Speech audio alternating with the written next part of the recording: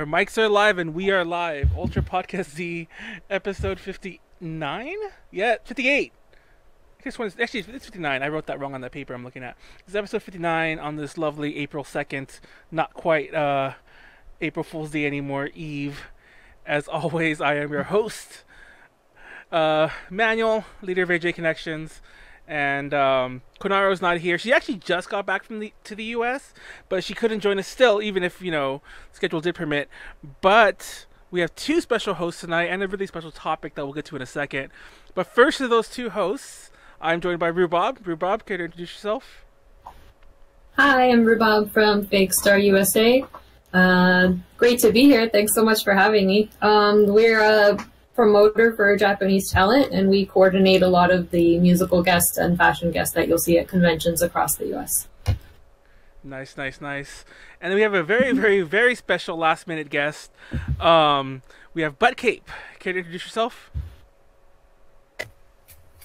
Hi, I'm Buttcape. My name's Stephanie. I'm from Texas, and I run a Japanese fashion blog. I love that you're from Texas. That means we're gonna have some fun. What we're gonna talk about in this on this lovely podcast tonight. But speaking of which, the podcast topic for tonight, we're gonna talk a bit about convention trash, and I'm not talking about the bottles of water that get left behind or all the flyers that are on the floor. No, not so much of that. I mean, trash of the more personal kind. And that goes through a lot of things. We've kind of covered this a few months back when we had his name escapes me, Ethan on. Ethan, is that his name? I'm getting his name totally wrong. It's not his name at all. But we had a guest help me out here. He's a friend of yours too as well, Rubab. Yeah, Ethan. Oh, his name is Ethan. He is Ethan. Okay. He has a lot of experience. He does. So we kind of covered this a bit then, but we're doing it again. His name is Ethan. Sorry if you are watching Ethan. I'm sorry I forgot your name for a second.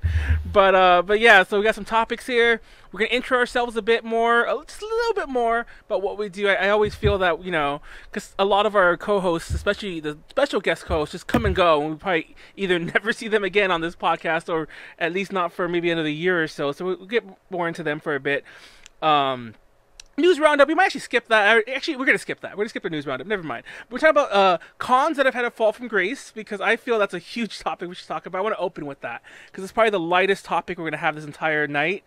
And then we're gonna move on to cons that were never actually good, and I think there are a lot of those that that I feel like from day one have never been good, and we get that a lot because there's a lot of new cons these days, or newer cons. And then probably the biggest thing of all, we're gonna talk about problem cons and problem con promoters, and then maybe we'll talk about how we could change that, and then we're gonna close out with some con horror stories.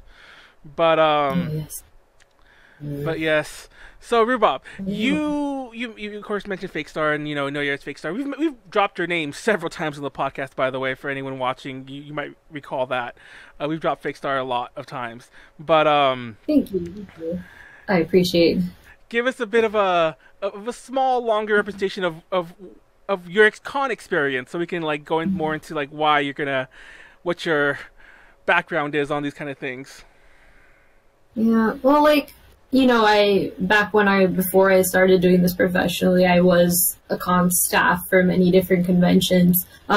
People always ask me, how'd you get your job? And to be honest, I was just a weeb, and I just used to go to cons and as staff and volunteer my time to them. So I've seen a lot of the background behind what goes into the convention, a lot of the the convention staffing side. So I've seen kind of both sides, but that does help me with my job today, where I'm able to really understand the convention's perspective when it comes to why they book the types of guests they do and how they run and everything. So I've seen a lot of things from way back then. Yeah. And Stephanie, you mentioned the fashion. You mentioned your fashion blog, and you mentioned, of course, being in Texas. So I assume you're involved with several cons in the fashion scene there, correct? Or am I just jumping the gun there? I do press mainly for event coverage. I'm not too much involved in organizing anymore, simply because I just don't have time to. But you've become more of like a guest lately now too, Yeah, right? that's Because actually how I've seen you a lot. Your name mentioned. Yeah. Yes, I was a guest one time last year. My first time, actually. What convention was that? It is Delta H Con in Houston, Texas. Okay. So, Yeah. so we all have some good backgrounds. For those who don't know mine, obviously, the J Connections, we do press at everything basically, and similar to Rubab's story, like I've been going to cons for so long, and then I was involved in like semi-press, not press stuff. What's what we're looking for? Promotional stuff, like for cons, like volunteering to help promote cons for about a year, and then there was A to J for like the past 5 years. Gosh, it's been a long time. But yes. Oh, look at Max. Max, like Manuel, we all know yours. Don't doesn't want me to go into my long. She knows I talk a lot, but don't worry. That was all I was gonna say anyway. But yeah. Anyhow, I forgot to mention that earlier. Chat is open. Feel free to toss your comments into the chat on Twitch. If you're on YouTube, like, comment, subscribe, and toss us some comments and likes on as you follow along. I read all comments, as everyone knows, and I read all chat comments as well, and I try to put them all onto the screen as well as I can. So, anyhow, well, let's talk about ones that fell from grace, right? Yes. I mean, there's that one con that we both used to go to, ABC Con. Like they used to have a really good running, and then all of a sudden they're just not nobody even knows they're around anymore. And I remember you said, Manuel, that used to be like one of your favorite conventions. It was my favorite convention. Also, let me preface this by saying we're not going to name any names for obvious reasons. So ABC Con is not its name, but that's what we're choosing to call it. So follow along. You're not going to hear everything the way it's supposed to be mentioned. But yeah, ABC Con was our favorite con, A to J's favorite con. It was, to be honest, which is really mine. But I considered it like it literally was the first con that I did after A to J Connections formed, and prior to that, I had been to that con almost every year of its existence. I literally skipped 2, like very early on. I went to the first one, by the way, and then I skipped like 2 random ones, like between then and 2009, and then from 2009 I went consistently until things started going sour, and it's ridiculous. They used to have. I remember the early days. They would have tons of music guests, tons of fashion guests, tons of amazing guests, and then it literally just pretty much fizzled into nothing. Yeah, I remember it was quite the destination for that, and it was also one of the first cons I started doing professionally as well. So it was good at first, and then steadily it went to like, oh, but we never promised this or stuff like that. That was in our contracts. There was a lot of issues with that. There were issues with the staff that were working the convention where they were like crossing lines when it came to like professionalism with the guests. That's something that I noticed as well. So just like, I'm not surprised they're not really a thing anymore. And then, a lot of, I believe that one of their entire department staff just up and quit. Like there's a lot of like drama that happened behind the scenes there. So it's sad to see cons like that take a nosedive, but I guess it had to happen. Yeah, I remember right before like their big change, like when they started they moved from a hotel con to like a convention center con, which is a really hard move for any con to do, by the way. But when they started doing that, I remember circa-ish around that time. I'm not sure that's what you're referring to. Like, like the person who headed their fashion department just like started like a rival event or a rival, like I don't know if it was a con, but a rival event. And I was like, whoa! And because I remember at that point it was when I was volunteering for them. And they're like, oh, we don't know what's going to happen with fashion next year because our person left. And we're like, what? It's like, it's a year. We were still way off. And I'm like, you can't get someone else? Like, we don't know. And I'm like, oh, guys, that's not good. And it's fun to point out that there's the ABC Con's a spin-off from a really huge con that we're going to talk about a bit later, of course, the Large and in Charge Con. Yes. So they had a core team of people that kind of all kind of banded together to do this better or do this different. And then when those people start leaving one by one over the years, I feel that that's probably what really caused that con's downfall. Yeah. I don't know. And I feel like the majority of the people that are still there are there out of spite. Like, yes, they're there to be like, we're better than large and in charge con. yes, it's like, like, okay, well, prove it. because they, I don't know, they started this at around the same time as some other. Actually, there've been other cons who've started up since in the area that have like surpassed them, and I'm like, what are you guys doing? It's like, how do you guys shrink? Like I just, they weren't that big to begin with. It just shocks me a con like that would shrink. Yeah. Now, I think the thing that happens with those types of cons that do have the fall from grace is they tend to do this thing where, and I've seen this a lot with many different conventions also, we've been doing this one thing for every year, and every year we want to do the same thing, and we don't want to change. We don't want to change how we do anything at all. So like you'll see things grow, but they don't want to change how they do something or adapt to, you know, accommodate for these growths that they have. And then it bites them in the ass later. Like they want to keep doing things the same way year after year. And unfortunately, that's not how anything works. Like the industry is constantly changing. You know, everything has changed so much, even just in the music industry. So it's kind of like, what are you doing? I don't know. There's also the huge things, like, they're not the only con that was kind of like known for this. But there seems to be this, and you could probably say a lot more about this, Rubab. I don't want to go too far off topic here, but there seems to be this notion that like Visual K is on its way out, and this con and several others, like even the Large and in Charge con has dabbled in it, have made Visual K a focus, or at the very least, if not a focus, then like one of like its tent poles, so to speak. And there seems to be this notion that Visual K is on its way out, which, for the record, I don't think it is, because it's, you always see when they put out polls for guests, there's always like a handful of Visual K artists on there. Like, I forgot which, I think Anime North did one recently, and Plastic Tree was like #1, and they're like, who's Plastic Tree? And I'm like, well, that should tell you, you should find out who Plastic Tree is. But right. Anyway, so yeah, like you said, cons change, like, they think things are changing and they make the changes. So, I mean, conversely to like them not wanting to change, it's like some of the stuff they do change is probably not for the best. I don't know. Yeah. But yeah, that Visual K's on his way out really got me in the chest. Oh. It got you right in the feels.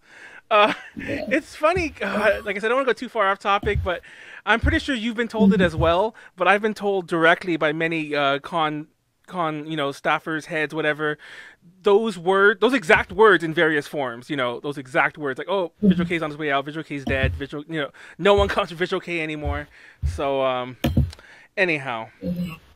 There's a big con we're going to talk about, like, I like that one. I'm sorry, I'm looking at some of our names for our code names. But Anime Shitfest. And the only reason I bring them up in this segment is because I know we're probably gonna have a lot to talk about them, especially once we start mentioning them, and I don't want to go too far into it now. We're gonna just fall down a rabbit hole. But I don't know if this is true or not, and I'm curious, especially Buttcape, if you have any special insight on this, because I've heard that it was a bit different at some point when somebody else actually owned it, or was, I don't know if they were, I think, as far as I know, the were always somewhere near the top, but apparently there was somebody else involved who owned it, and then things really went to oh, I said names. Oh my god. I didn't catch your reaction, real. Did you? I'll bleep that for YouTube. Anyway, everyone live gets to hear that, but I'm bleeping that for YouTube. I'm making a note. But anyway, when the Shitfest couple who are in charge now, before they were in charge, there was someone else in charge who's able to remember anyway. I can't drop it if I wanted to. And I'm just curious if things were ever better. Well, the couple has always been in charge because they own it. Unfortunately, yes. There may have been another investor that they had falling out with, but that was before my time. so I can't really say. Oh, okay. Right. See, I was confused about that other they've investor. always been. Yeah, because I remember hearing about how they would approach people to be guests at their con back when they even like first started, like I think 10 years ago or something like that. So it's always been those people in charge. There might have been additional people, but I'm sure they just up and left because they were like, fuck this shit. Oh my gosh. Sorry, I'm just making a time. I'm trying to get my own timestamp going for when to bleep that. Anyway, so there you go. Okay, I'm done now. I can't multitask, by the way, so I had to like my brain stops. I was typing, but That's okay. I mean, wouldn't this be a con that was never good? Like, see, that's why I brought it up because this was actually gonna be my segue because I'm like, just in case, we could go right into that. Is there any other con that had a fall from grace? The only one I can really think of is that one. I guess the tree con that's in here can kind of be one as well. But in my experience, from the press side, TreeCon was never good. I don't know if that was ever good from the any other perspective. so maybe it's just red flags then, because like everyone I know would be like, oh, TreeCon's the greatest, like especially the Japanese side, they're like, oh, TreeCon's the greatest and stuff. But you know what I found out going in is I found out that if you're not Japanese, they don't like you. I was like, wow, that's racist as shit. But that was my experience working with TreeCon is if I asked for something, I was apparently like not Japanese enough. So it was a really terrible experience. Gosh, I wish I could say the name. I'll say this though. When the con happens, and I've been there several times, by the way. The con staff. See, I can't really. This makes no sense. You don't know what it's called. Maybe some of you in the chat knows what it's called, or even watching know what it's called. But you can guess what it's called because you don't know. I won't confirm ever. But I've heard them mispronounce the name every time they say it, and that's that's one of my biggest pet peeves of going there. It's like the con chair will mispronounce it. Like everyone will mispronounce it, and it's like, oh my gosh, don't say it like that. It just, But yeah, I don't know. From a press side, it's always a mess. I've actually, no exaggeration, just to tell this story real fast. There was a guest that was going, and we had arranged to talk to them beforehand. And then when we went to go ask the press department, by the way, nothing was ever really official. Like there wasn't a form to fill out. We just like, hey, we want to interview so and so. We already talked to them. They said it was fine, and they're like, oh, we don't have any interview slots open. And I'm like, for them or for like in general? Like, oh, well, we only have one room and they can only use that room. I'm like, okay, well, can we just talk to them then? I guess like, you know, like they said it's fine, and we'll just do something else. Like, no, it's not. And then they're like, well, they're like, there is a press, like what's the word? Like a panel, where everybody just talks to them. They're like, but we've already closed that. I'm like, can you add us? Because the manager, I'm sure, will be fine. They're like, no, we already closed it. So I talked to the manager, and the manager's like, oh, yeah, that's at this time in this place. So I went to the room, and they wouldn't let me. What that is? What? Huh.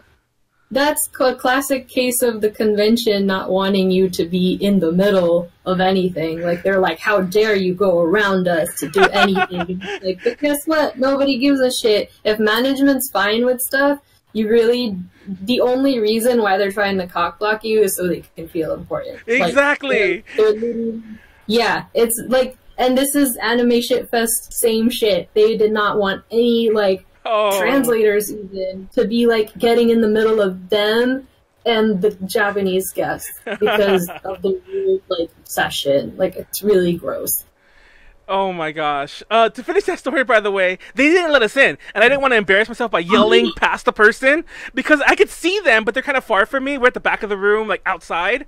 I didn't want to be like, hey, and have them wave at me and then walk in. And I didn't want to just push past, but I was like, I guess I have to go. I'm not going to make a scene. And there was also no one there. Like, they were kind of just sitting there waiting for people to show up. Yes, that was the worst part. If it was a full room that they were this popular guest, well, they should have been a popular guest. I think that was just bad, promotion. But I kind of understand, but nobody was there. And we're trying to get in there like, you're not on the list. It's like, what list? There's no one in there. No. But anyway. Oh, no. But yeah, we've had similar issues with Anime Shitfest. full disclosure, by the well, actually not even full disclosure because that's how I know so much firsthand. EDJ's been there for was there for 2 years in a row, back to back, and both years were a mess. If we didn't like have like, you know, the go-getter attitude just to go to the people themselves and just like literally in some cases, I don't want to use this word, it sounds wrong, but figuratively literally go to a place and drag the guests to the press room to interview them, because like there was the first year we went, the press room was there but nobody was ever in it. It was just this open room that we would just go into and use. And the second year, it was occasionally there was occasionally somebody there. And Ethan was, that was the year we met Ethan, by the way. Ethan was there, and he helped us a bit. Like he helped us find a table cover because we were gonna do it. The tables was like these plain wood tables, and I'm like, this looks so terrible. Yeah, but so I'm not surprised. Are you surprised, Steph? I'm not surprised. And I'm surprised there was a press room at all. oh yeah, no, Did they not have one before? yeah, did they not? Did they not even have like press at all? I don't. Maybe they didn't actually, because that would involve like people being able to talk to the guests. There was gosh, I won't say which guest either, but there was a guest we weren't able to interview at con. Mind you, the last time we went, we did like 6 or 7 interviews, so we were like pretty packed as it was. But we were on this goal. It's like we can just do them all, and oh, I see something in the chat that I'll bring up when I'm done with my story, because I think Rubab has, but to answer that question, but so like there was a guest though that we were gonna get. And once again, the idea was just to go get them after their panel and bring them to the room. And sure enough, Mr. Shitfest was like there, like I'm like there, kind of just like hounding them.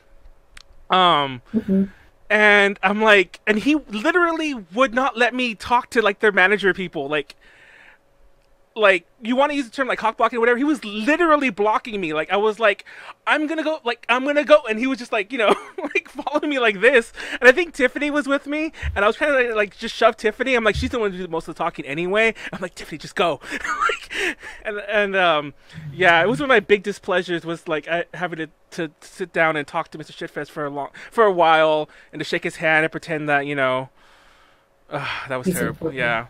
But he wouldn't let me talk to them. Did he give you the godly I am... The what? The I am what? The I am so great talk. P.S. I'm doing the interview for the guest. Kind of... Oh my god, no. It's funny you say that, because he like...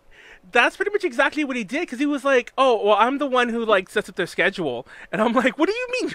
I didn't say that, of course, but I was like, oh, okay.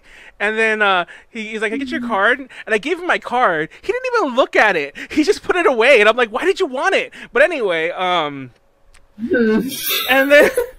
then he started talking to me about it, and I'm not gonna lie, looking back on it like this second, I haven't thought about the story in a while, but looking back on it this second, I think it's kind of what Rubab said, because when I started talking to him, that I'd already arranged it, and I showed him like who I'd spoke to on the, because then he was like, who did you speak to? Like very confused. And I showed him the emails, and then from then like things changed after that, and he was like, oh well, like they have a really tight schedule. I'm about to take them wherever the heck he was going to take them. I don't think off site, just take them somewhere else, you know. And I'm like, oh my god, it's like looking back on it, I think I screwed up by like not letting him. I mean, I wouldn't have done it anyway, but not letting him just take charge, and be like the hero of the story.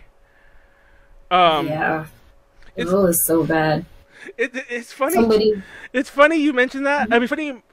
I'll come back to the thing actually, because I forgot. Thanks for reminding me. So, Max in the chat asked, "Did anyone manage to go to Shitfest Hawaii event?" And she follows it up. I feel like that was a wild experience. Did you go to that, Rubab? I want to say you did, right? Because I know you've been to the other Kawaii Con, obviously, which is not the one I'm confusing with. We're not talking about that one. That's a good con. But have you not been to anime Shit Festival? I haven't.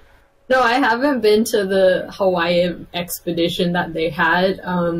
But there, there is a lot of gossip about the community there, the Hawaiian Lolita community, especially because, like, you know, I actually KawaiiCon, they're a great convention. We've been working with them forever, so I don't even have anything bad to say about them because they're amazing.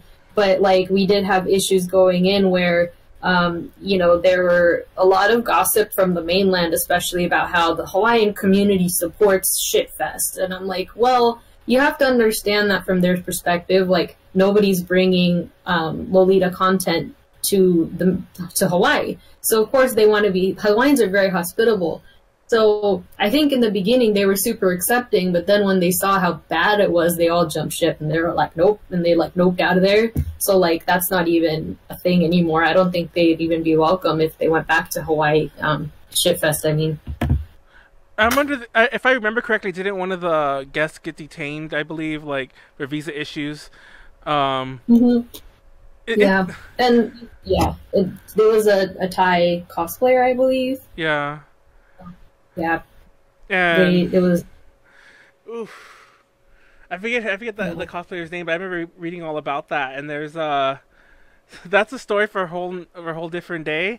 But we talked about this a lot on a previous podcast about bringing guests from Japan to the West, and getting the right visas in order is very, very important. And I think that was a case of that. If I remember correctly, the guest was like, "Oh, it's not their fault," but everybody was kind of like, "She's just being nice," you know. I don't even remember if it was a she. I probably know it was they're just being nice. That was not me trying to hide my little slip there because I really don't remember it one way or the other. But anyhow, yeah, the Hawaii event, Shitfest Hawaii event, that was only a 1 year thing. That it happened twice. But yeah, it doesn't It was 1 year. Oh, thank God. Yeah, that was right before, I think, or maybe it was between the times I went. It was a con. Anime Shitfest has unfortunately always been on my radar because they always get like crazy big guests, relatively speaking. But yeah, I don't know. They kind of just go to Japan and then talk big, and then because Japanese businesses are very gullible, they're able to convince them to come out, and then when they come out, they're like, "Oh God." There's no one here. Anytime. Yeah, literally, somebody I know comes back from that show. I'm just like, told you so.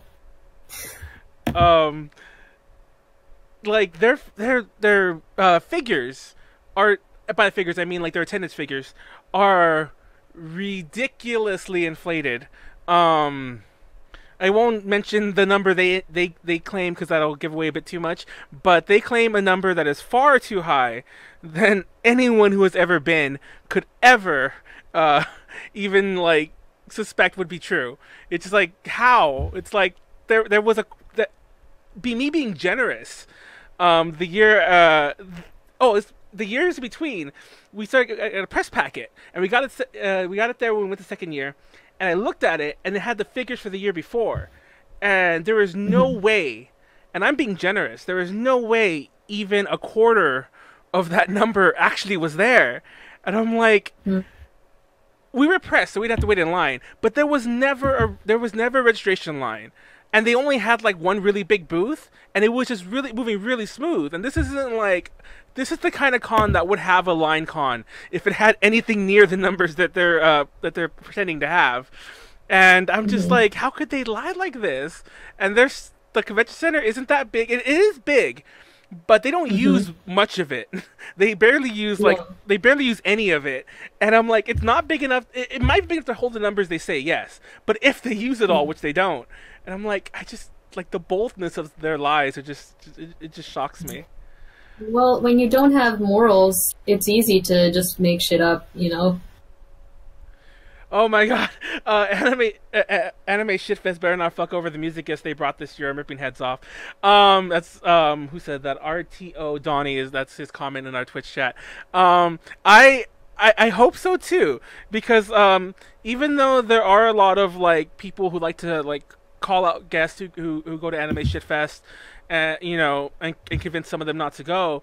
At the end of the day, if they do choose to go, at that point, you're kind of just hoping for the guest, you know? And it's like, okay, you may have made a bad decision, but you know, that's whatever. You're not part of the reason that bad decision. You know, you're not part of the Mr. and Mrs. Shitfest's nonsense. So now let's just hopefully nothing bad happens to you, and that ranges from a lot of things. The most obvious one though is just like treating them badly and or not paying them, which is something that I've heard constantly from several people, some from the guests themselves. Like, I couldn't name this name if I wanted to, but a really huge guest they've had in the past. I was really good personal friends with their overseas liaison person who works for the Japanese company, but he travels back and forth to all their overseas events. And he told me that they didn't get paid. TLDR, they didn't get paid. And they were looking into suing them, but it was just a huge process. They didn't know really how, because it's an international thing. And they're just like, it came to the point where they're like, let's just write it off. It's going to be too much of a headache. And we're already doing other events. So yeah, and that's not an unusual story. Yes, very, very common story. It's very unfortunate, and it completely 100% takes advantage of the Japanese side's weakness. Like, their weakness being that they're non-confrontational and all of that. So it's very, very unfortunate. But, you know, at the end of the day, it's just, well, told you so. You know, that's all you can really do. I know, it's like, next time just... And even... Go ahead.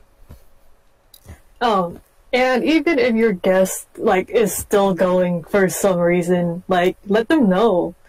Like, at least they can be kind of prepared of what happens. A lot of these guests don't know going into it. And, like, if they hear the fans' voices, something might change. Yeah. I'm not sure if they've announced more guests for the record, music-wise, but some regular listeners might know that we had a guest on a couple weeks back. I don't want to give too much information away. We had a guest on who actually told us that he knows for a fact, because he's like close friends with like management for their first music guest that was announced, that he knows for a fact that they know, that they already know, and they're kind of like, well, we're willing to take the chance. And I think part of it is they might even know that there's a chance they won't get paid, but they're like, it's still a concert, and that might be enough for them, which is another topic we've had in the past before about like some artists they just want a stage, and they could probably care. Some of them will come for free, even like on the norm, like some certain guests. But still, it's like, why would you? Why? I honestly think they're expecting those fake numbers that Anime Shitfest gives, and they're gonna be woefully surprised when they show up, and it's like, you know, nonsense. And yeah. That's one of the things that we try to educate our clients on, especially like as their agent. We do tell them that these types of associations can negatively affect their image moving forward. If they're trying to really establish themselves here, they have to really be careful about where they're going and what they're doing and who they're associating with. Because the fans here in Japan, maybe they don't care so much, but here and in the overseas market, it's really important to them, to the fan base. So.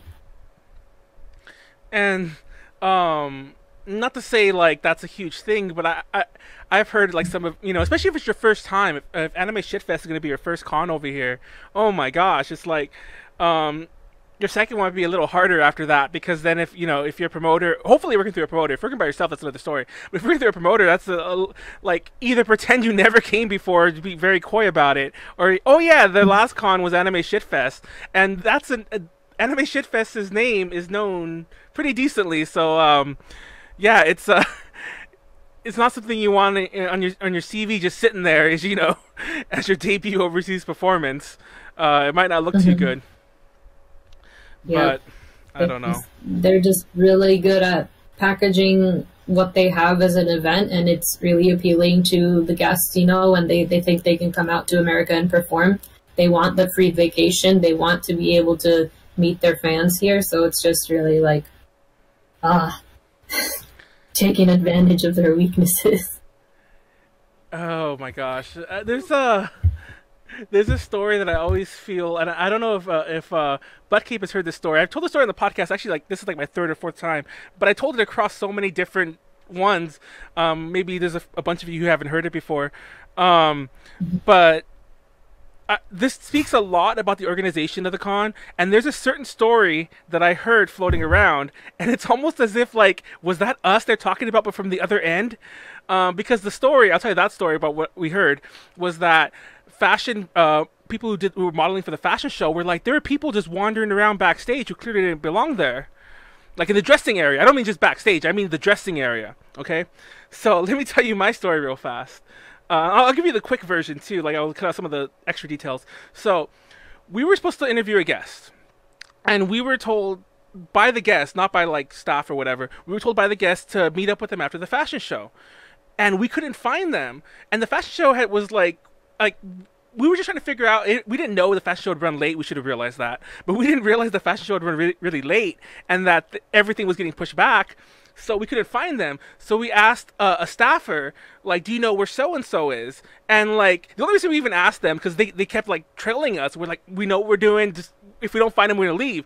So we asked the staffer's like, I'll go, like, oh yeah, come with me. And they take me, and Tiffany, by the way, she mentioned she's here. They take me and Tiffany, she's our translator.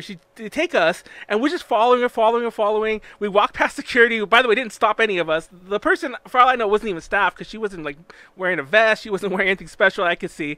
And she's like just dragging us backstage. And we're like, okay, she's probably backstage. And we get backstage, and we keep walking, and suddenly we're in the dressing area, and there are models changing. And she didn't announce us. She didn't even tell us like where we were going. Like, hey guys, take you to the dressing area. I'd probably be like, whoa, Tiffany, maybe you go and I'll stay out here. And so we walk in, and then she kept walking. We stopped towards the front when we realized what was happening. We're like, what the heck? Why are we in the dressing area? Why are there people changing in here? It's like, I'm like, I was telling Tiffany, we have to go. And the person leading us is still leading us. Like, she's like walking off, kind of like peeking into people, like to see where the person we're looking for is. And we're like, we'll just find her later. And then we left. And we're like, first of all, who would bother, like, what staffer would bother any guest in the dressing area? Period. That's full stop. That's the first part. But why would they lead somebody? They never asked us, like, if we were doing the interview, why we were looking for her. Why would they lead two relative strangers to the dressing area? I had a camera. I was carrying cameras. I'm like, why were they leading us back there? It was like the whole story was so like terrible, and I'm like, it's kind of funny to laugh at now a little, but at the time it was just very unnerving. I was like, whoa, my god, like, probably, like, and if the guest saw me, I'm like, she probably thinks like, why is he back here too? If it came to that, but I don't think I've even had like anybody do that at even the smaller shows that I've done. Like, everybody knows what they're supposed to be doing. I mean, there were so many levels of what was wrong with that, but that's one of my my craziest stories of like the levels that it takes, of bad organization and incompetence to get there, to basically take strangers to the dressing areas of the fashion show.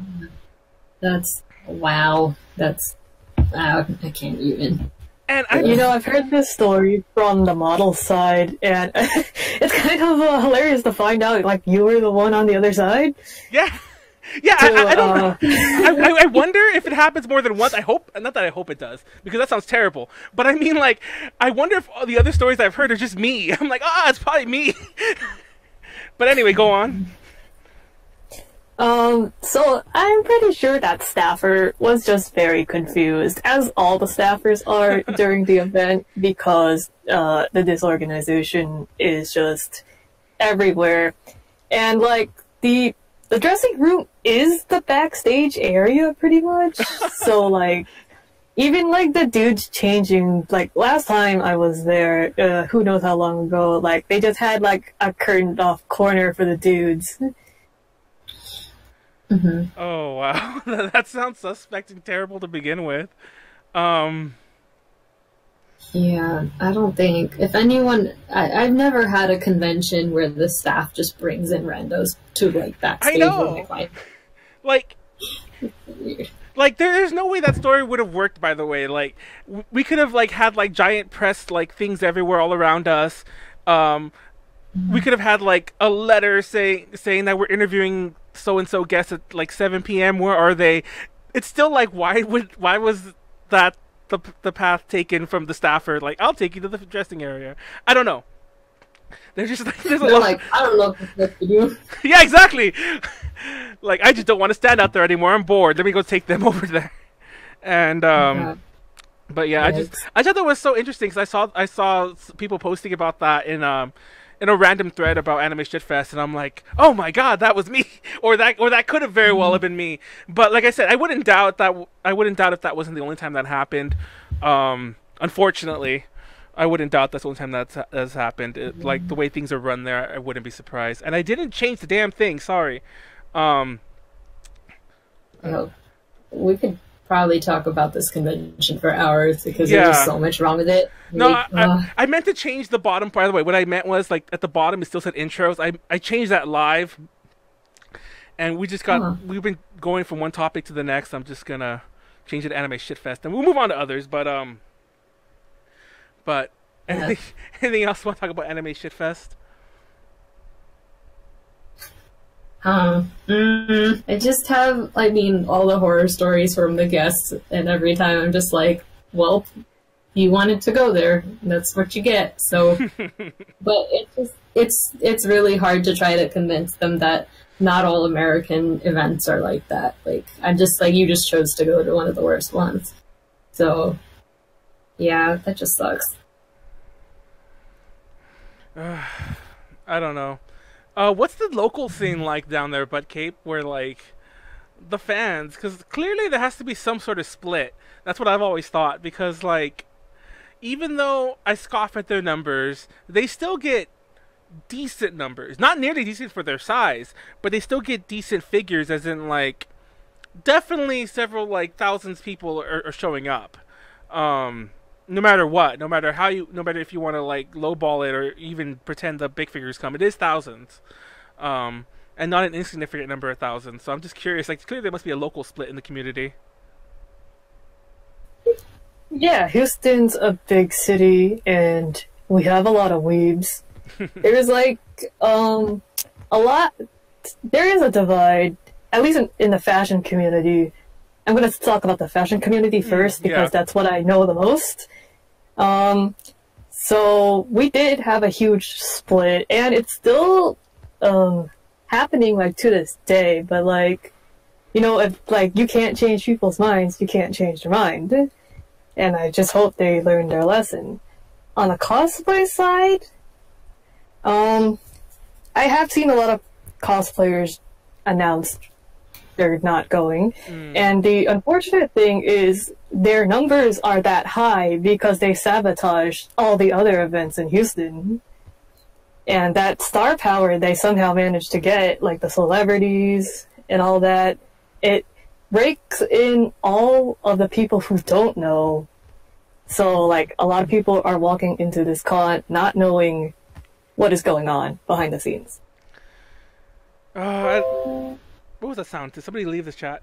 Are you still with us? No, it was my Amazon package got delivered. Oh! It's funny. It's funny that went off. Then we had a podcast a couple months ago. We had Derek. Funny enough, another promoter. We had Derek on the podcast a while ago, and the whole beginning of that podcast was punctuated by him having to run to the door to pick up a package.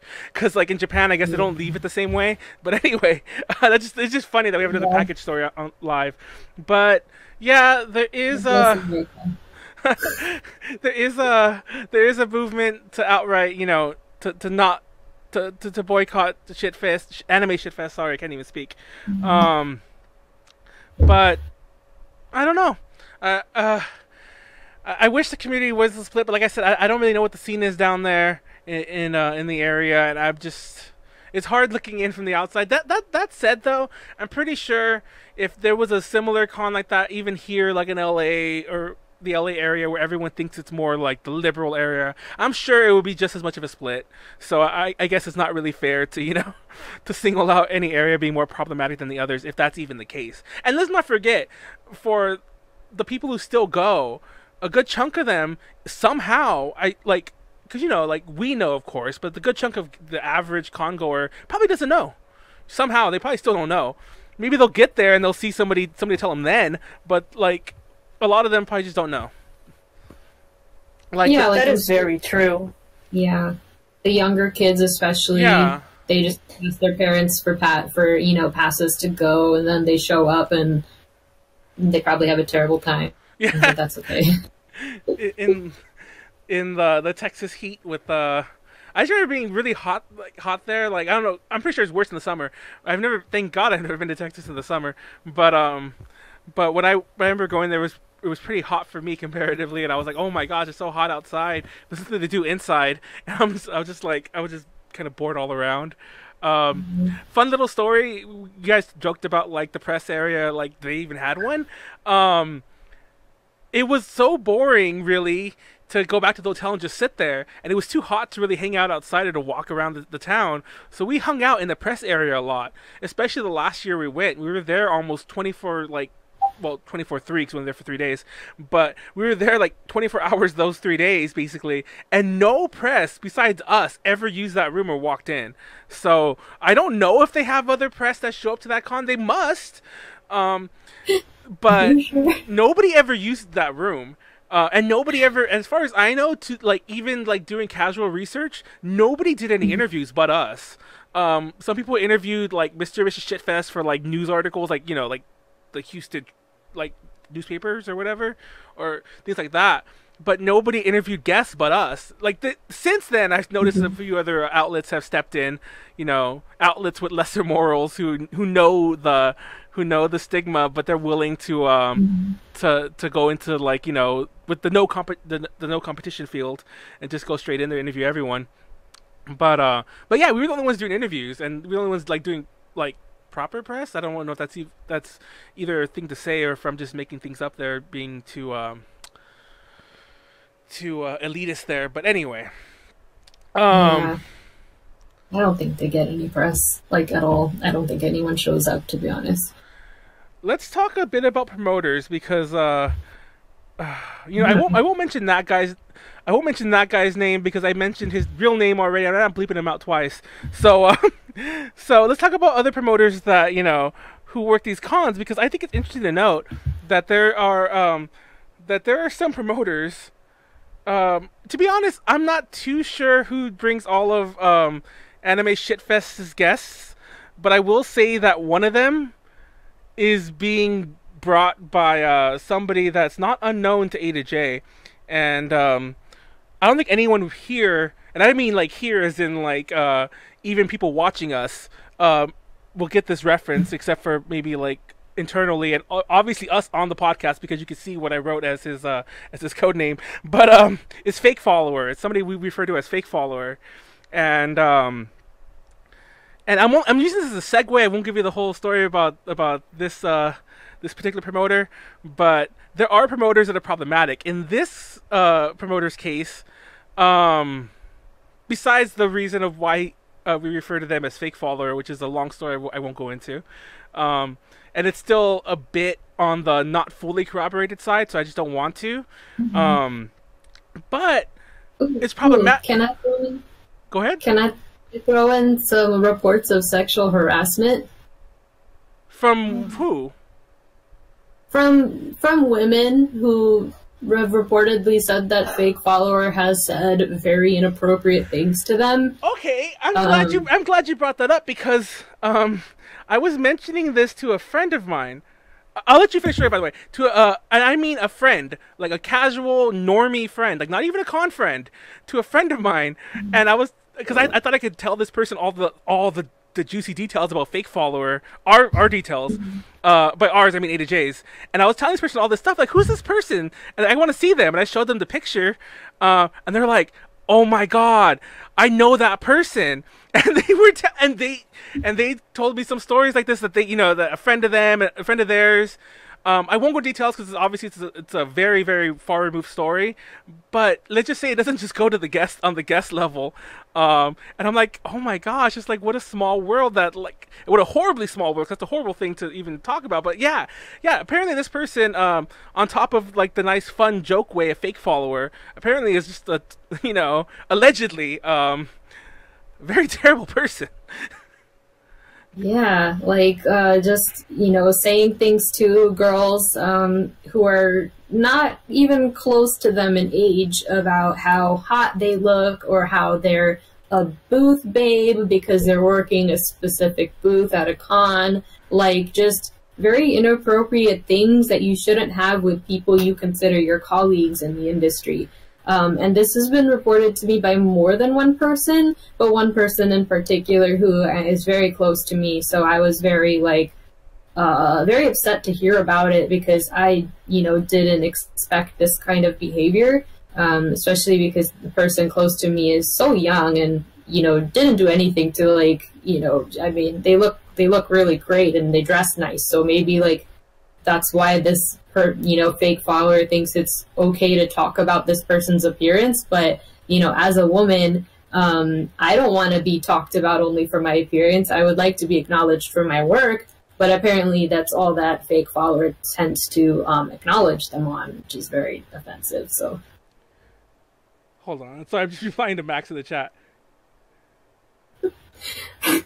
I need to know who fake follower is. Oh, man. No, I'll say it now because I already mentioned it, like, on the air. Just real fast, for those who don't know, Max has been on the podcast several times, Melancholia, and she's kind of like an extended member of A to J Connections. So she was asking in the chat if she knows who fake follower is, and I just was pointing out that if she paid attention in the chats, which she probably did. I'm not saying she doesn't, but if she paid attention to the chats, she would know who it is.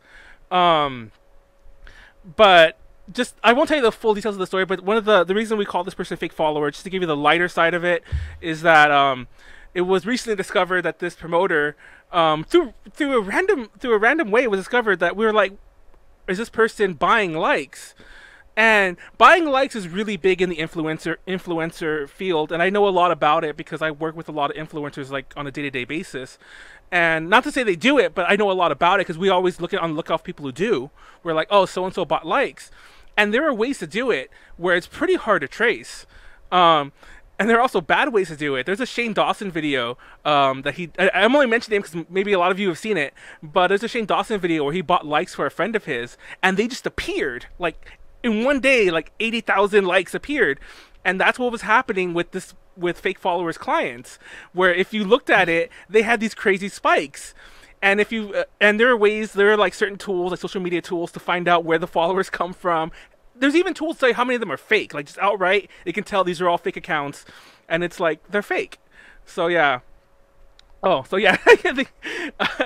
Anyway, but yeah. So this person, and then we noticed it, and then we noticed it other places. But anyway, that's what we call them, fake followers, because not only do they buy followers, but I will admit this person's a bit on the older side, which also makes the previous story a little creepier.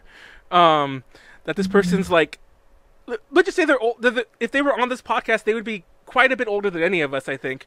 Not quite a bit, but, you know, decently enough. Yeah.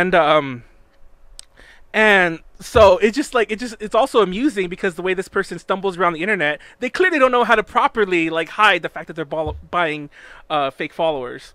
But anyway, so no wonder they just go hand in hand with Anime Shitfest, because I know for a fact, and only because they sent out a PR release with their name attached as if, like, they're the contact to contact them if you want to do press for a certain guest. And I won't name the guest. And also I'll point out that it wasn't an email sent to us, because fake follower knows that, you know, that we're onto them, and they stopped sending us all their materials, which is fine.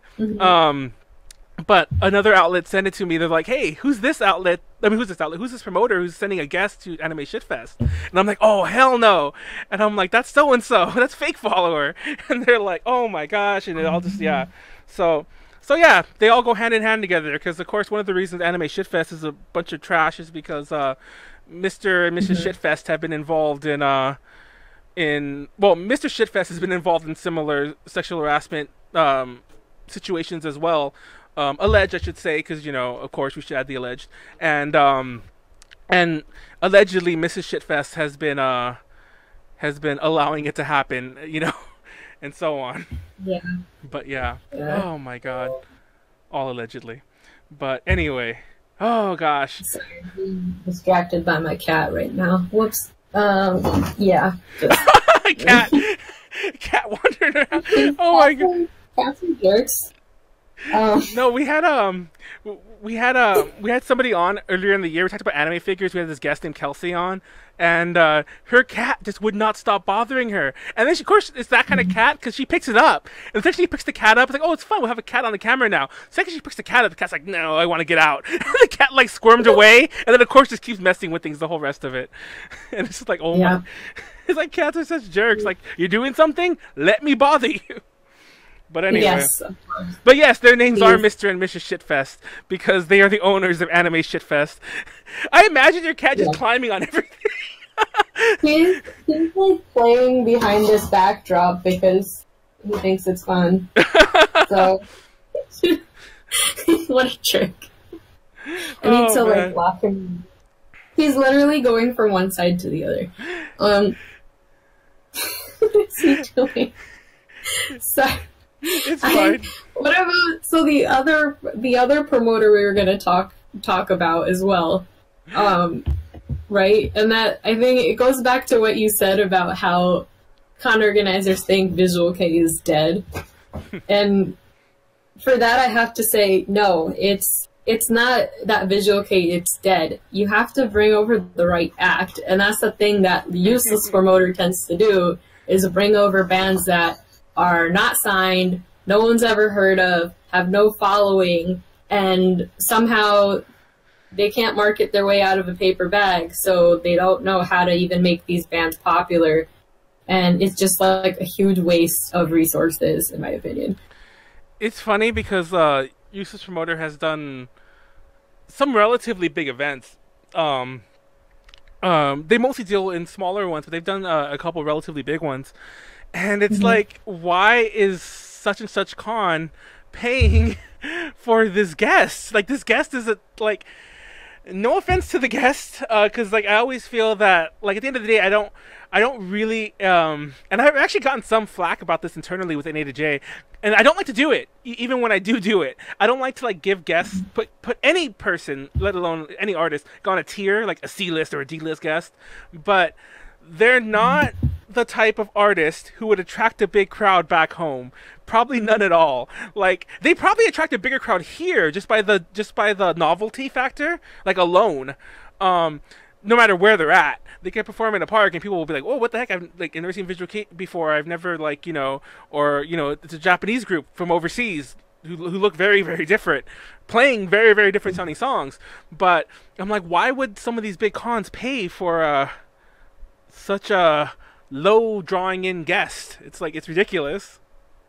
Yeah, and that's, again, I think that has to do with the quality of the convention, because there are some conventions, like specifically Japan and the Inaka Con, which seems to think that, they know what's popular in Japan because, and I quote, "I saw it on the internet."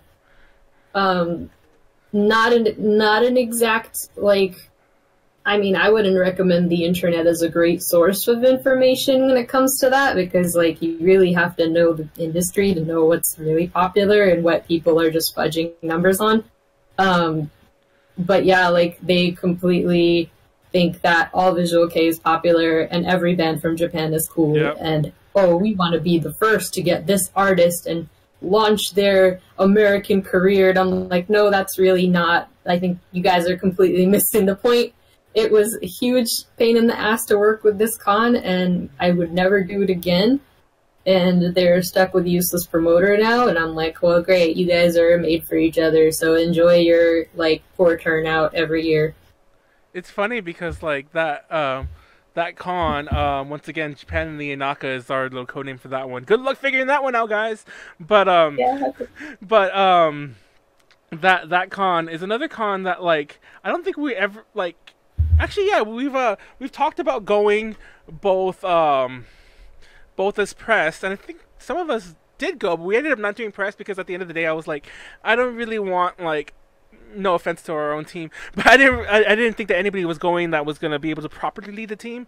Nowadays, I probably would just let them do it because I was just a weird control freak back then. It's nothing to do with my people. I'm a weird control freak, but so people have went and I've heard back, but yeah, that con, I don't know.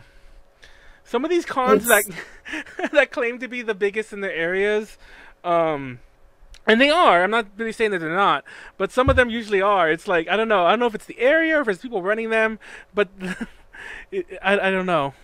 I don't know. No, it was the I've never felt like the most like POC in the room until I went to this con.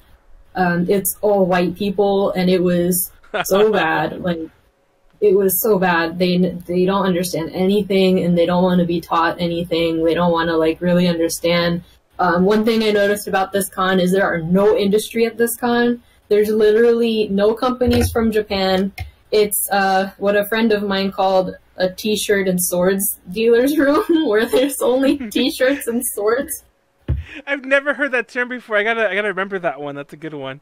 I think it's like a very like con organizer industry term, but like even other con organizers like think this con's a shit show because of that. Like they get no industry, so they're just like, well, I know what's cool in Japan because I read about it on the internet, and I'm like, okay, well, you have fun with your shitty VK bands that break up every year, because man, oh like man, that's another thing is like Useless Promoter doesn't have any musical sense, and they have a lot of white privilege, so it's a lot of like, well, I know what's cool, and literally everything they touched is fans. So I'm like, okay, well, if you're like, you know, I don't even know how they're making money, to be honest. Like, if you're watching on YouTube, scroll back about 5 or 10 seconds and watch a little wince I just did.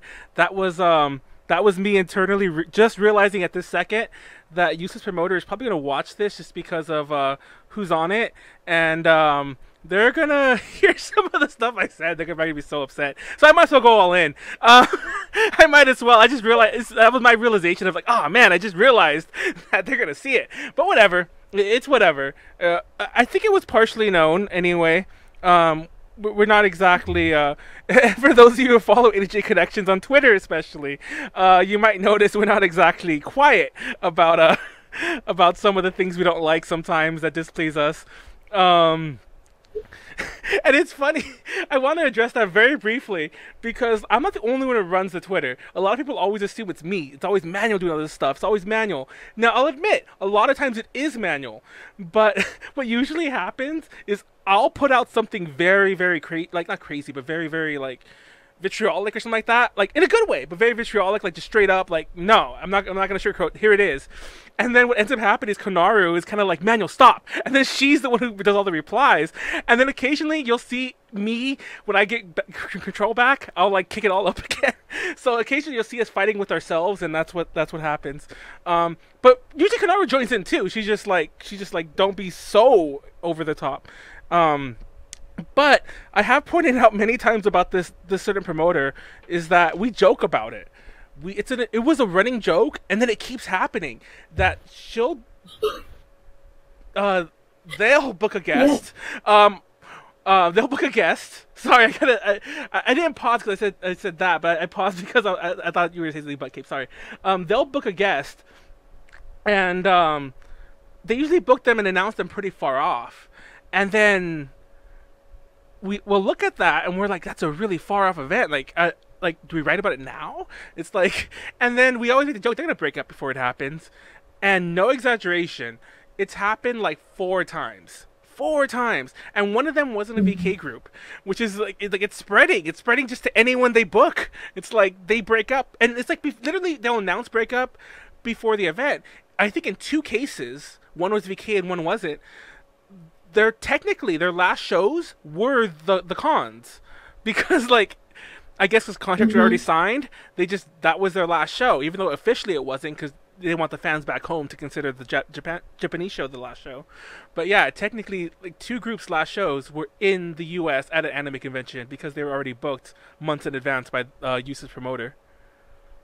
Yeah, and the other thing that I have to say is a lot of the artists that are sought after by this promoter are not like, they don't have good reputations in the industry for the most part. They're the type of artists that other bands will find out, oh, this shitty band is going to America, and then they'll talk shit about them or be like, why did this band even, get asked to go when they can't even like bring in more than 10 people to a concert? It's really bad. So like, I think it actually works against you if you're booking these artists so far off that you can't even gauge like their, you know, their trajectory of like how successful they're supposed to be. You can't like gauge how, you know, how much they're going to sell. I'm very careful about the artists that I bring over, that I watch their sales numbers and I watch a lot of different factors, including the reaction from the general industry. And so I think it's like not only useless promoter, but it's also very careless to bring over artists that don't really have anything going for them. It's kind of a shame, and it's a huge disappointment to the industry, because this is the reason why conventions are saying Visual Kei is on its way out. Like, you are single-handedly destroying this industry by doing that. It's really bad. It is. I'm speaking from a fan's perspective, and like, I'm a huge VK fan, and I see useless promoter stuff, and I'm like, who? But they also, they started inviting a lot of fashion brands too, and I'm like, why would you ever bring this brand out there, like Lacan, Japan in the Inaka? If you don't know, Inaka is like countryside. Yes. And the fashion community just isn't very large over there, and it doesn't really make sense to me as a fan. It's funny because, like, now, I honestly think we were used for a while by Useless Promoter, because for those who don't know, we always like to kind of, I don't want to say brag, but we like to be very active when it comes to interviews, and we always like to like say like, oh, we did X number of interviews last year, X number of interviews the past few months. And it's not so much we're going quantity over quality, because as far as I'm concerned, I try to like make sure they're all doing well, they're all good interviews. I just feel that those are good content, not just for the site, but also it keeps our relations active. It keeps groups like, you know, like knowledge groups spread and everything. So I think we were used by Useless Promoter for a while to like basically interview like all of their clients. And like it got to the point, and I remember this, that it got to the point when we were like doing some of them, that I was talking to well, first of all, let me tell you this to start with. It got to the point when I didn't want to deal with Useless Promoter anymore, because they were just getting on not my last nerve, because like there's just things they do too in general that just annoy you if you ever like, you know, speak with them for a decent length of time. Oh wow, I'm just telling it all. Yeah, they're not going to talk to me after this. But anyway, but so yeah, there are things that they do, you know, and I'm just like, I don't even want to talk to this person, so I handed them off to somebody else at the A2J, and it's like, you're officially their contact. Like that's literally what you're doing at A2J. Like, you work with them, and is that punishment? Yeah, it's funny because like it's funny because on one hand this was like during my more control freaky phase. So on one hand, it's almost as if like it's a good thing. You're the one person I trust enough that I'm not watching over what you do. But on the other hand, it kind of was punishment. It's like I'm just kidding. I love this person.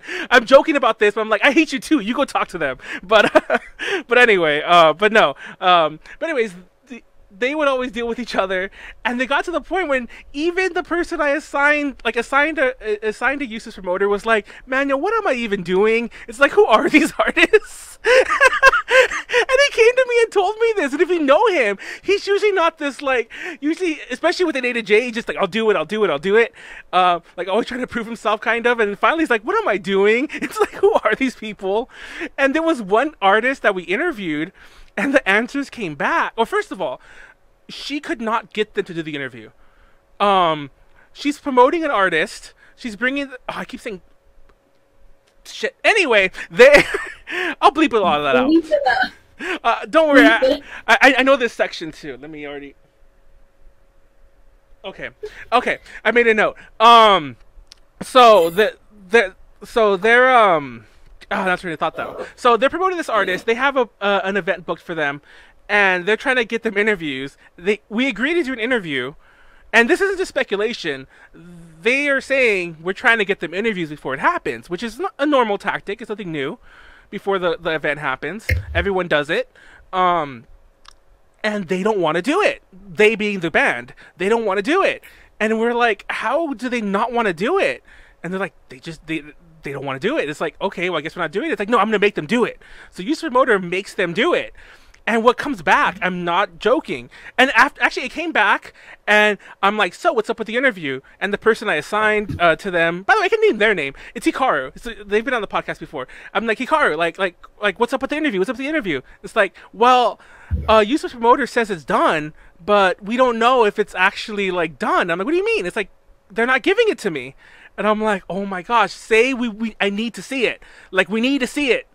Or we're not going to work. I even told him this. Like, tell them we need to see it, or we're not going to work with them anymore. Like, user promoter, because I'm like, I'm done. It's like we've been waiting for the interview for like months, and so user promoter sends the interview over, and it's all one-word answers, and you can tell that they just did it out of like frustration because they were forced. And I'm like, this is the level of respect you get from your own clients. And I'm like, and not even just that. This is how much they care about even their own future, because this is their career. This is their actual career that they don't care about either. I'm like, there were just so many. And by the way, this is one of the bands that broke up, I believe. So. Oh yeah. Actually, yeah, it was one of the bands, because it was one of the bands that we didn't interview, and they broke up, and so they didn't care. They don't care about their career. They don't care about the band. They don't care about their promoter. It's just ridiculous, and and yeah. Anyway. Yeah, I think it's like when you're the most annoying person in the world, even your clients don't want to work with you. So that's kind of probably what happened there. Yeah.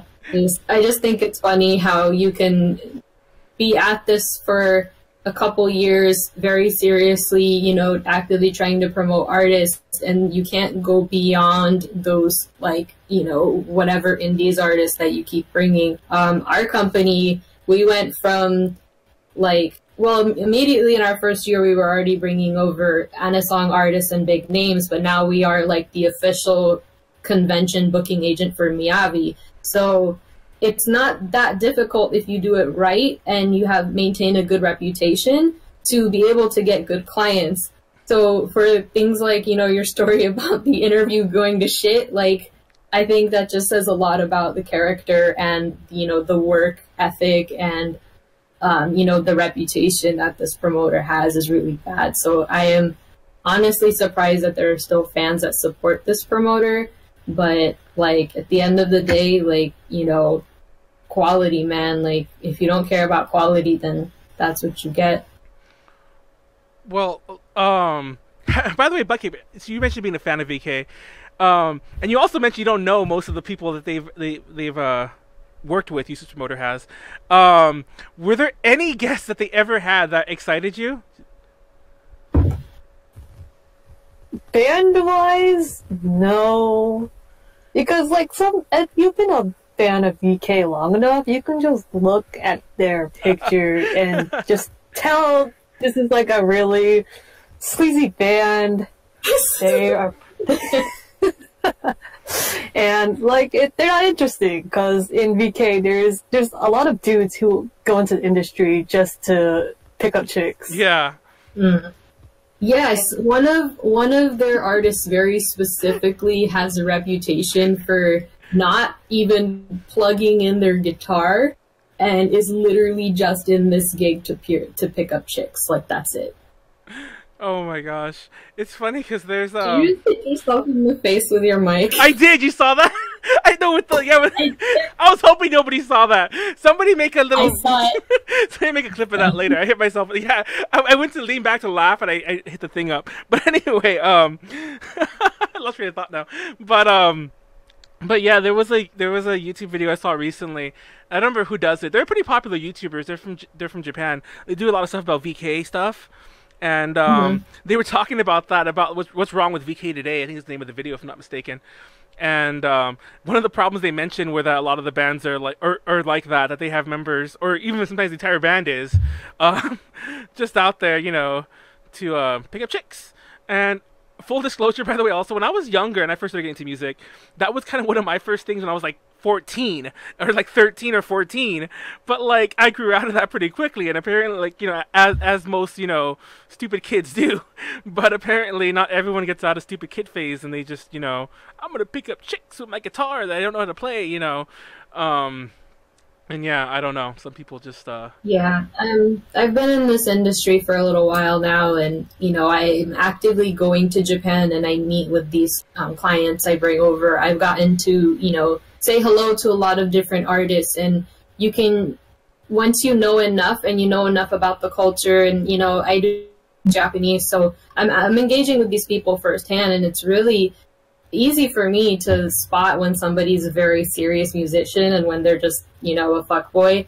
It's really obvious, and I think that a lot of promoters in the scene don't have that. Like, I guess it's a skill, but like, how can you like not know when you talk to somebody that they're just if they are a serious artist? So I personally think that a lot of these promoters are just fangirls that want to sleep with them, or are they have nothing going for them in their life, that they want to date these people, and like, yikes is all I have to say to that. Yeah. I don't pick our talent based on their faces. Like, yeah, faces sell and everything, but the music's the number one thing. So if you can't fucking hold a drumstick, like, I'm sorry, I ain't booking you. Like, nope, none of that.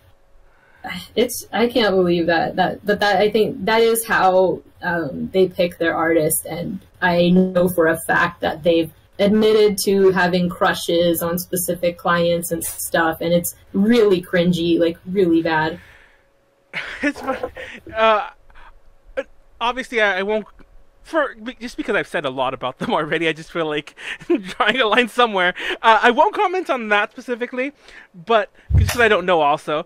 But I will say that they're not the only promoter who does that, and that's very. And also, I should also back up and actually, I won't say that part. But I will say they're not the only promoter who does that. I know many others. And by the way, I'm talking about people on all like sides of the gender spectrum. Let's just say that. Like, so it swings both ways. I'm not calling out one side more than the other, but I know several people, and it's just like, we're back. I'm not sure if everyone's still watching it. They probably will. They'll get a notification. But we're back. Well, if you start tuning in any second after this, watch us on YouTube, perhaps. Well, then you want to hear this. I'll put it in the chat. But Are we back? Are you back, Stephanie?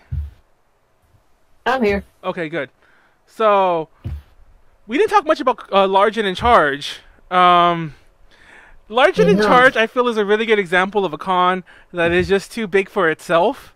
And it has a legacy of people who run it not so well. Yes. Just like one after another. It's not as easy as Anime Shitfest to pick people who are in charge of bringing that one down, but yeah, I don't know. Like, Large and in Charge Con is a con that we've worked with quite frequently. I won't be working with them anymore due to very unprofessional behavior from the staff, but it's basically like this hive of really like toxic people. One of the higher ups at this convention is known for being really mean and abrasive to multiple guests, but they think they can get away with it because of their connections type thing. And it's such a big con, and it's such a shame because like so many guests want to go to this con because it's so big and they have a very good like name value, especially in Japan. But the experience is terrible. They treat the guests terribly, and people just kind of put up with it because there's no other alternative for, especially this location, really. So it's been a terrible experience working with them, and it's just funny to see every year how more and more of the like key working people just quit due to all the drama or whatever is going on. It just gets worse and worse every year, and every year I hear about more companies just like not returning or financing their own guests to come out. Like it's really bad, and I hope it changes in the future, but I don't know what's going to happen. They're kind of just there to stay for now. What are we calling this con again? Sorry, the thing. Large and in charge. There we go. Large and in charge. I don't think that'll fit. Yeah, it fits. Okay. I'll just put Large and in charge. Now, I want to say, and this isn't just because we've been going there consistently for many years, I I have strong feelings in general. I don't want to call them mixed. When A to J Connections first started, we had what I considered the road to large and in charge con, so to speak, where it was my goal to not only do press there but to panel there. That was like the end goal for year one of A to J, and it wasn't even really year one. It was like a 6-month plan, and we got it done. And so it always holds a special place. We mentioned the ABC con. That con was always my favorite because that felt more the home con. That was the first. And it's not nearly as big as Large and in Charge, but I will say that they've had many problems in the past that I know of personally because of certain guest promoters who, funny enough, have also had problems with Anime Shitfest.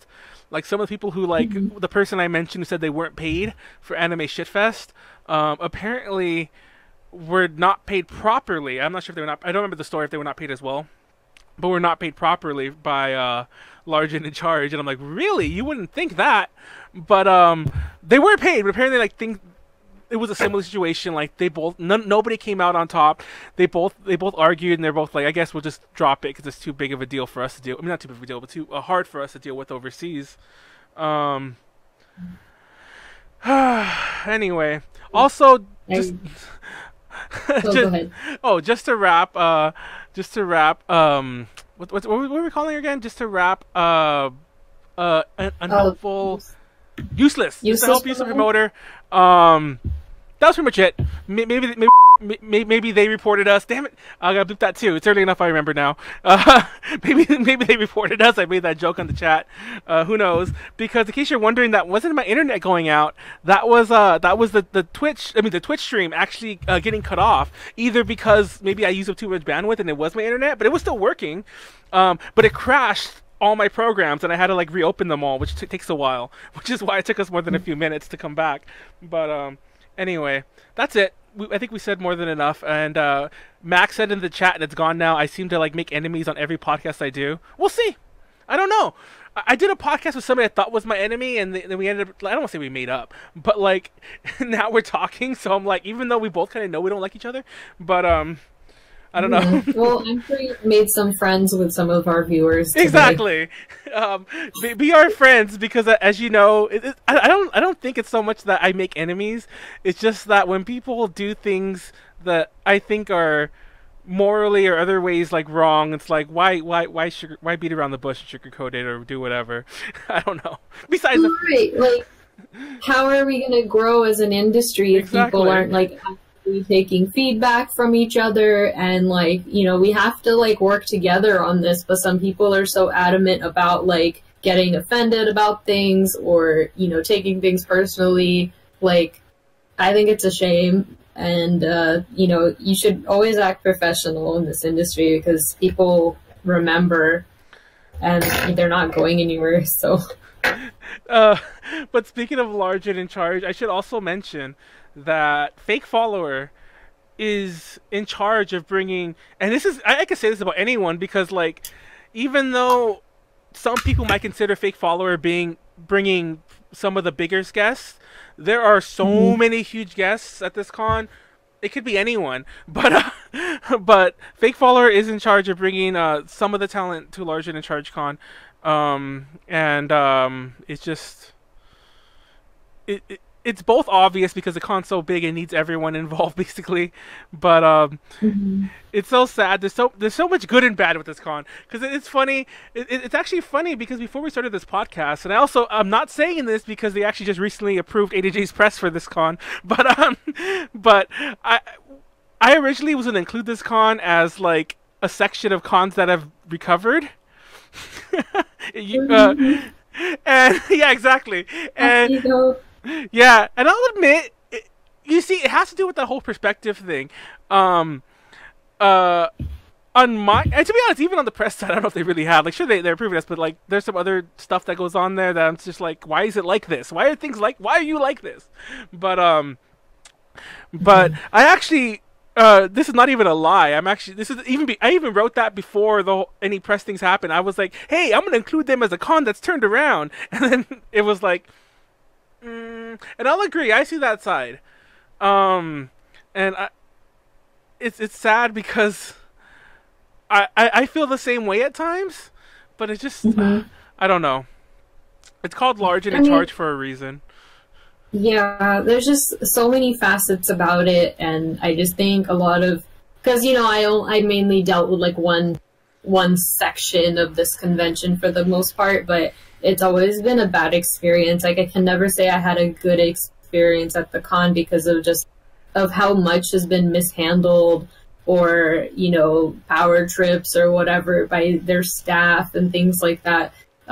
For the guest side, like guests have always been treated really poorly at this convention, and I don't think that's going to change for a very long time. So I guess like as a fan, you should try to support and encourage your favorite artists as much as possible, because they're probably having a really terrible time at this convention. Well, I know for a fact that and I also feel bad because a close friend of mine is actually on the GR staff. So I'm like, but I do know, I know because of this person, by the way.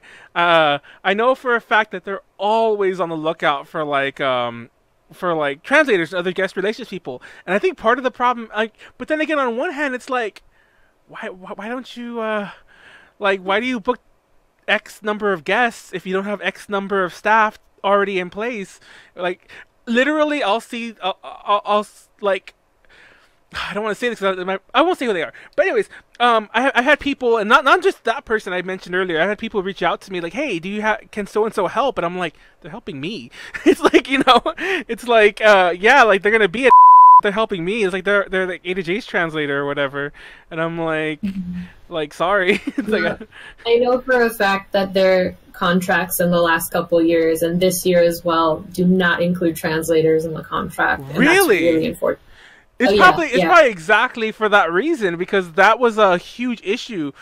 Once again, I don't know how much of this I should say because some of it's insider stuff, but some of it's obvious. You go to some panels, or you see some guests at some certain tables or whatever, and they might not have a translator with them, or like their poor manager, it might be doing their best to or actually this has happened more. This happened more times than you probably realized. I've seen bilingual fans just kind of they feel sorry for their favorite artist or guest or whatever, and they'll kind of linger, because I've talked to them and I think they're in charge. They're like, I'm just a fan, I'm helping them because the con didn't give us a person. And I'm like, really? Yeah, I've been told. So yeah, and I've been I won't name the guest, but yeah, huh? That's a huge liability. It is. Oh, that's so unfortunate. This unfortunately also happens at Anime Shitfest. What did I say? What did I say? Did somebody? As soon as I said it in the chat, was like, "That's another bleep." Oh, I'm gonna go back and. Oh, did I name Large and in Charge Con by name? I don't remember. I'm gonna go back and figure that out. I'm telling everyone, actually, if for those of you watching on YouTube, if you watched this far and you wondered why it took us so long to publish this video, it's because I had to watch the entire thing multiple times and put the little bleepy thing in there. And that's gonna take a day at least. I mean, not a day, but it'll make it a day late. Anyway, I wonder what I said. Somebody in the chat, tell me. Oh, I did say the name. Oh, I did. Oh my gosh. Oh my gosh, okay. That's a bleep. That's a big bleep. Get a gold star for trying. Oh, that's a big bleep. Oh, especially of all the cons for me to say. And I also, just in case anyone on board from Large and in Charge Con is watching, I just said you guys were nice and awesome before. Please remember that part more than anything. Until I bleep. I think they have bigger shit to worry about, to be honest. Translators. Translators. No, but real talk. Some of them are so bad. A lot of these cons don't even have a way of vetting translators. I've been to cons where somebody says, I speak Japanese, and then everyone's like, cool, and they bring them as a translator. I'm like, no. And, I'll be honest here, because, to a degree, I've been that person sometimes on the... when I was I thought I was when I was taking J4, and I thought I was pretty damn fluent by that point. This wasn't that long ago, for the record. But we all know that Japanese college, the Japanese studying college student who who's I know Japanese, and they would have trouble ordering at a restaurant or like carrying a conversation that isn't about weather, that kind of thing. Sometimes when we get assigned those types of translators, like, for my clients, I'm like, fresh meat, like, let me fix you because you're young and green. Like, it's so funny. But for the most part, everyone's been really great that I've dealt with lately. So, but man, back in the day, it was so bad. It was literally like, so-and-so said that you're Japanese, here's a translator, and I'm like, no, they can't translate. No, back in the day it was worse. I went to this panel at it was actually at Larger Than Charge Con, but this was a long time ago. We're talking like 2008. It was much smaller, and but I went to this panel.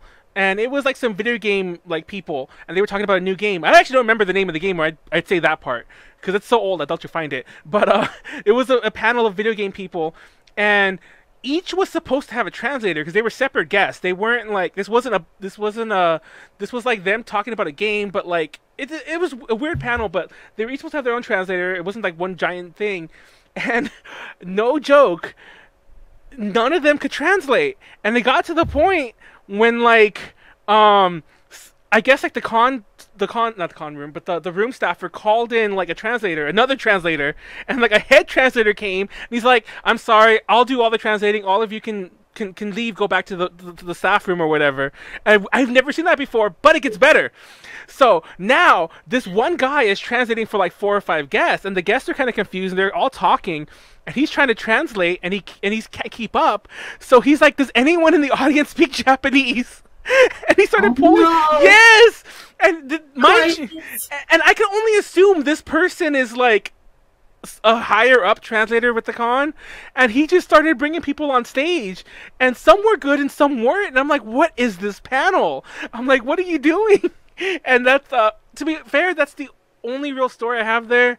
There was a con in San Francisco called Japan Expo USA, and they're gone, so I can say what I want. But they only lasted like 2 years. But and this actually isn't that bad. But they brought a guest called Hikawa Yu to the U.S., and it was like one of her first shows, like 2010, 11ish. And Tiffany, were you there? I don't know if you would have went to this show. I remember she was big back then. Yeah, and Tiffany, who wasn't yet A to J at the time, she was just somebody in San Francisco that I didn't know. She apparently became like Hikawa Yu's like translator, like de facto because she was translating all of her answers, like just to help the people in the room, because like I guess the manager or maybe they had somebody trying to help, and Tiffany's like, no, she's saying this. And yeah, and then I guess like Hikawa Yu's like, hey, no, you come up and help, and then like she had Tiffany do everything basically. Oh my god. Well, bless Tiffany, but yeah. Man, that's a crisis and a half. So Tiffany has been on that side. Go ahead. Huh? No, I was saying, so Tiffany's been one of those people, but go ahead. Yeah, she's great. I had one show where I brought Studio Trigger to, and it's not the convention's fault. It was actually like this is why we were consulting them on like Japanese guests and like what kind of translators to bring. So they brought one guy that I guess he was vetted by somebody else. I don't really know what happened, and I didn't offer to translate this panel originally because I don't know that much about like anime terms and like those types of things. So I was like, okay, well, let this guy handle it. And it was him and another translator who's really great, and she still works with them to this day. And one of their friends who like is from the animation industry. And literally the minute the panel started, this guy like completely missed the mark on what to translate, and as soon as the panel started, I had to kick him off the stage and I took his spot because he was so bad. And it was just like the audience was like, what the hell is going on?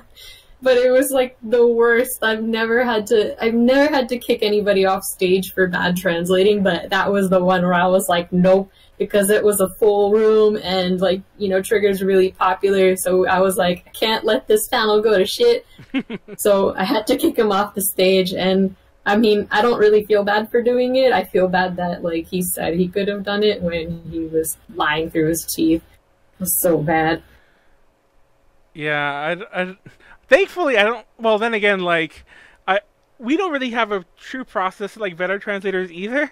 I guess we kind of do. Like, I've had people translate stuff for us, and then I'm like, oh, I give it to Tiffany, and Tiffany's like, oh, I can't read this. It's like, who did this? And I'm like, oh, maybe I shouldn't give anything to that person anymore. And that's happened more than once. I guess I kind of do. I guess Tiffany does it. I guess now that I think about it.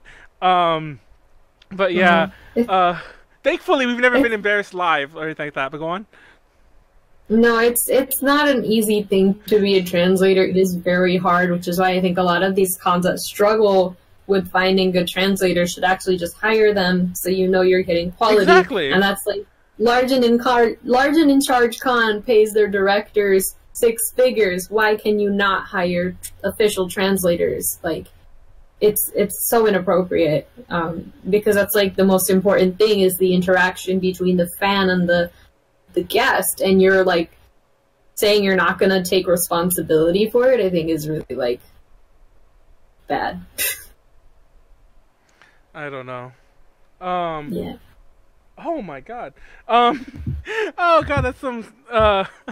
Anyway, Yeah. no, I got a funny message that I think that people who and the only reason I opened it during the podcast is I wanted to confirm that people I were curious if we're watching, and I think they were watching. So anyway, anyhow, I don't know. I still have mixed feelings about Larger Than Charge Con. They have problems with translators. They have problems with a lot of things.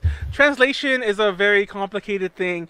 I've told this many times within any A to J setting, be it a podcast, be it whatever, that I, as a rule, tend to distrust con translators. For multiple reasons. I've done interviews where, and I'm like, why didn't you step in? But I've done interviews where, like, some of the English-speaking manager peoples were like, oh, that translator was really bad. We could do the interview again if you want, like, at a later date, like, through Skype or through, like, an email. And I'm like, oh, my God, like... And, like, I can kind of tell that it was bad, but I couldn't really tell. But when somebody else, like, comes and tells me that, like, from their staff, I'm like, how bad was it? But, So yeah, I've had things like questions get mangled, like, that I've asked, so I don't know. But bring your own translators, people, because apparently cons aren't going to do it. Larger Than Charge Con might not either. I think we're going to start wrapping it up because we're running out of time there. For those of you who are looking forward to con horror stories, I think we all shared those throughout. So I have a funny story that I'm not going to share. I'm going to plug. If you wanna like catch a funny story of mine, like, hit me up on Twitter and I'll write one of those long Twitter, like, you know, when they do multiple Twitter posts. I'll do it later on tonight.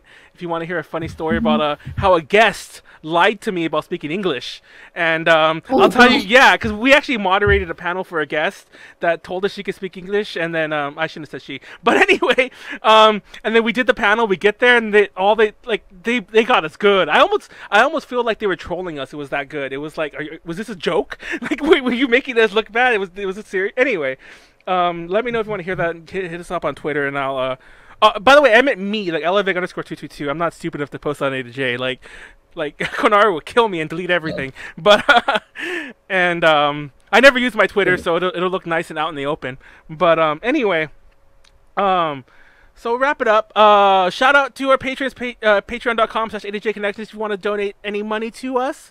Help us out, help us out everything we do. We make money through other means, but, like, your direct support really helps us all. And I specifically use that money to go towards the site and to go towards maintaining the podcast specifically. So please, there's a lot of cool perks like early interviews and access to some polls we do about who to interview.